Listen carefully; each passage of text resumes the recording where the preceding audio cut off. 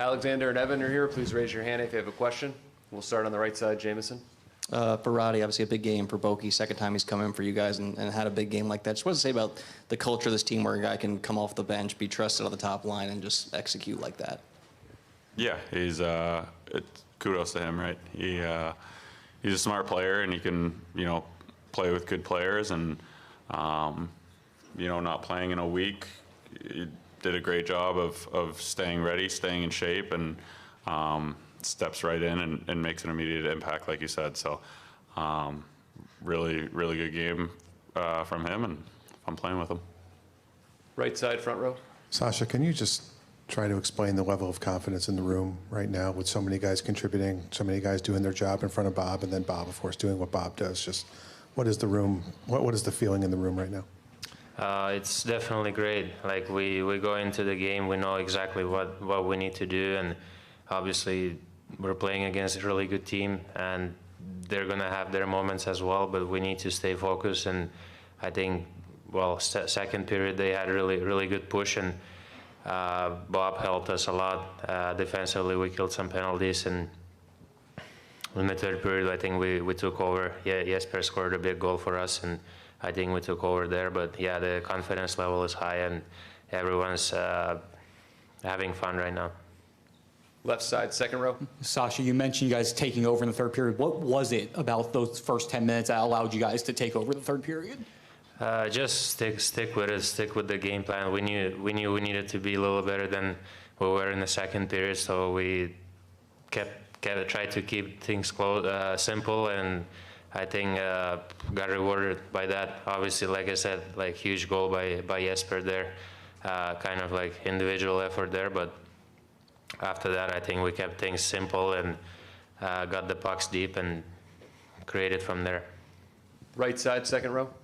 Evan, just what do you think it says about this team that, it seems like whenever someone goes down with an injury or someone has to step up to fill a void, it seems like that person always seems to step up. Just what do you think that says about the team and maybe the mindset and just the ability of kind of like the whole roster?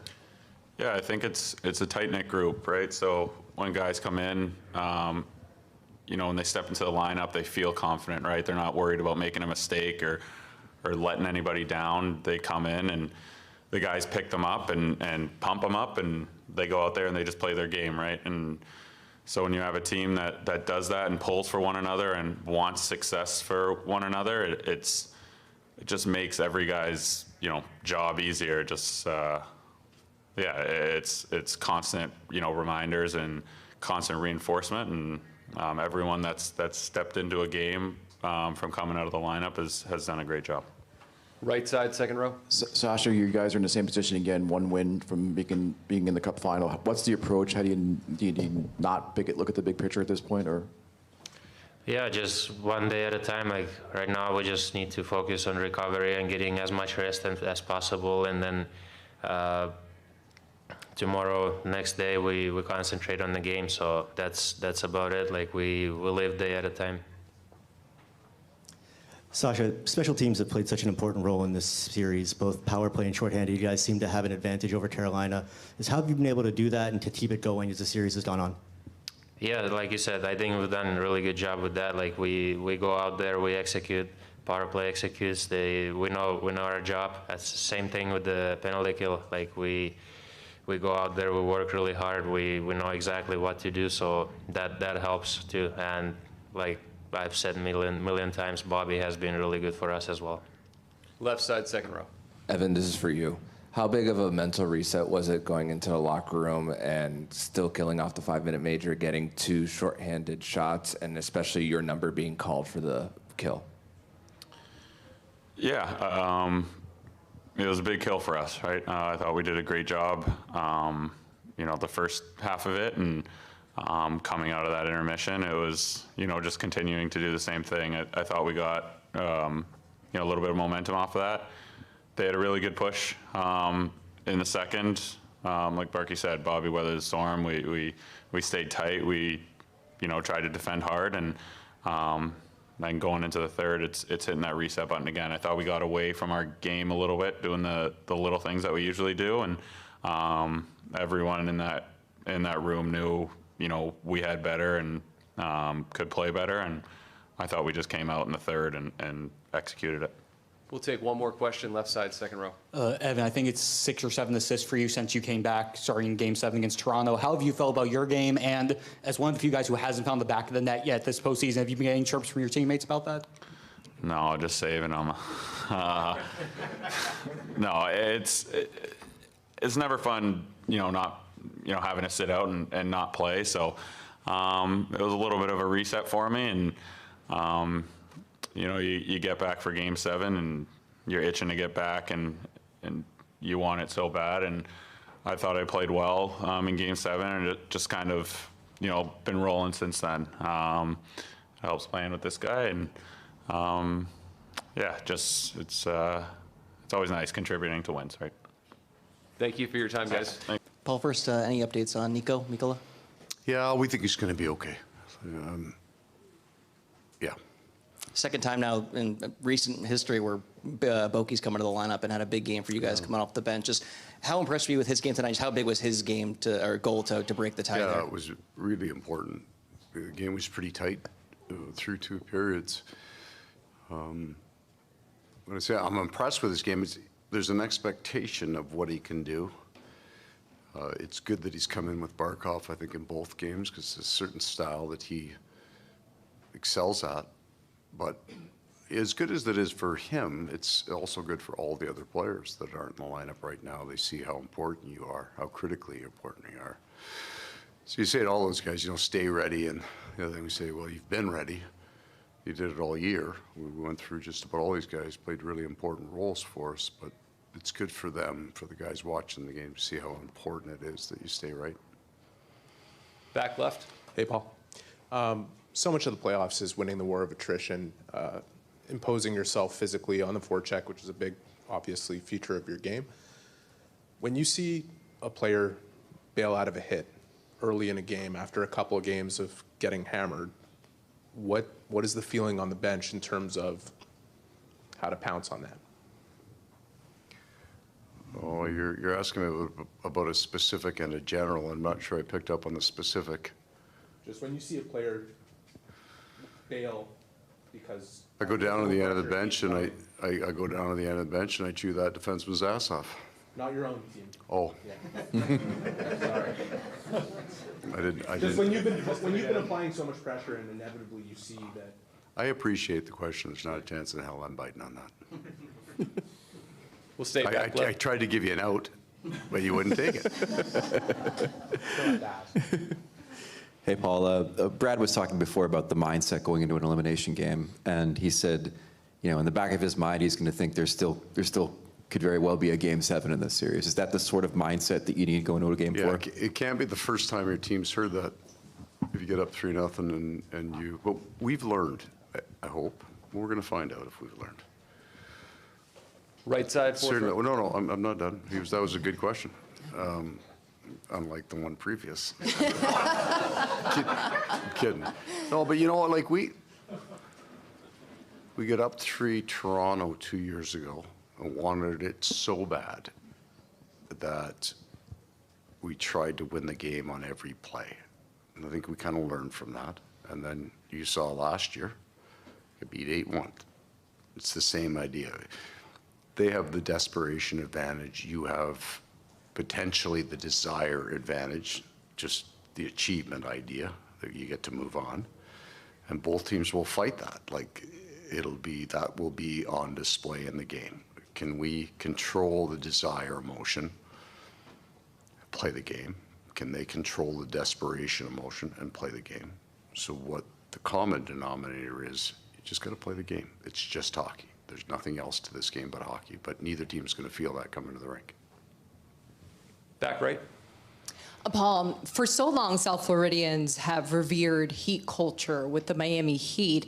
And not that it's a competition, but do you think it's time that Panthers culture gets a spotlight? And how would you describe Panthers culture? I think there's room for all of us down here, certainly enough people.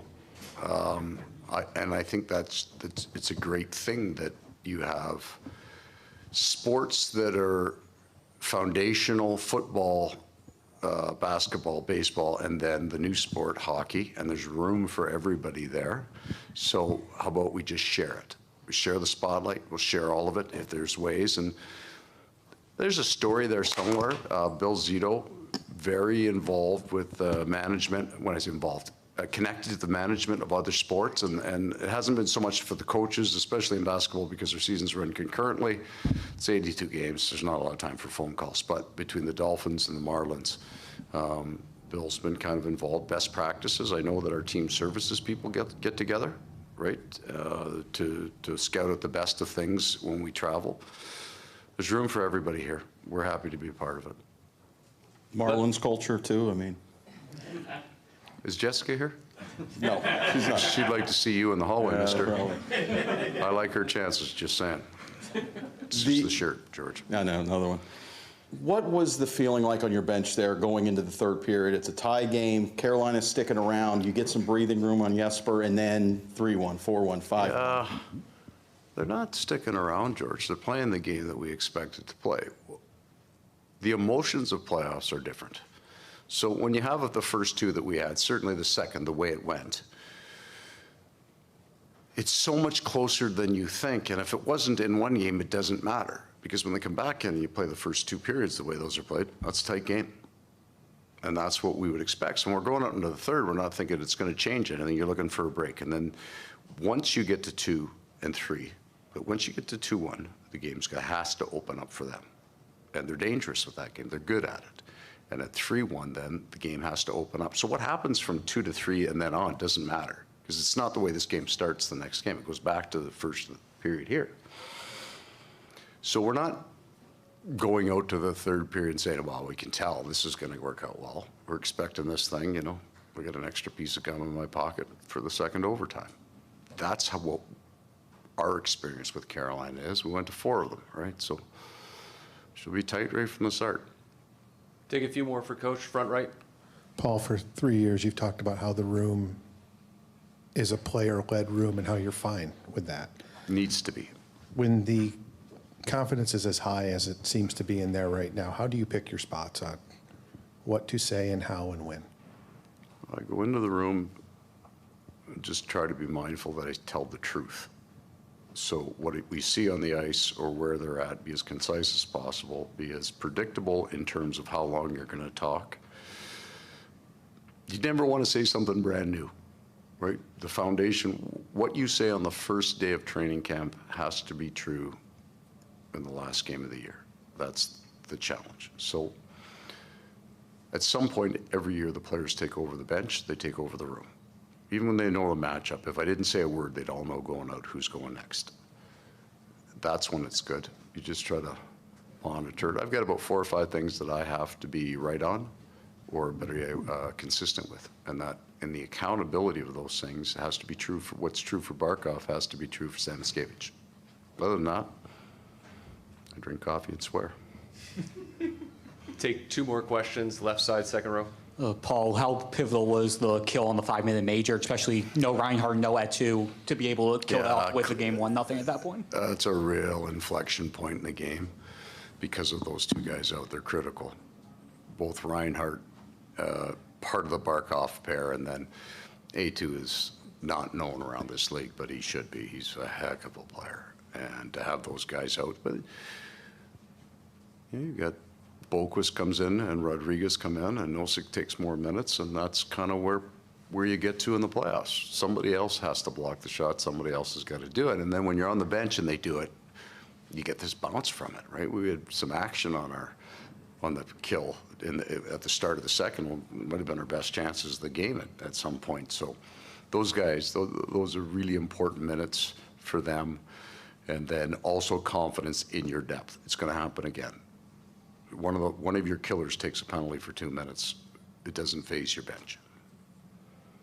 Last question, back right. Hey, Paul, you have a group of guys that go into this game confident. They leave it just as confident. But is there any level of surprise at any point when you see them go off the way they did and you see that final score? No. What we're really good at here, and you had Sasha Barkov up here. He's so good at tone setting but it's easy for him because that's exactly who he is. That's his personality. So when we talk about handling our day, we've lived it for 3 years, so there's nothing new. I don't think the final score, the game got away from Carolina in game 2, partway through it. We were really good early, and it got away from tonight. That's the series the way we expected to go, the first 2 periods. That's the series. So they aren't all fired up in that room. They're not just gonna go home, get something to eat. We won't bring them out of bed too early. We'll do this whole bunch of stuff that I don't even know what they do at the other end of the building. To be honest with you, I don't go down there. They'll recover. That's what I call it. And then enjoy that day. Enjoy that day with each other. They're not gonna be on a high. They're not gonna be moving on. It's Saturday, right? Today? It's gonna be a good Sunday. That's it. We'll have a good Sunday. All right then. Thank you.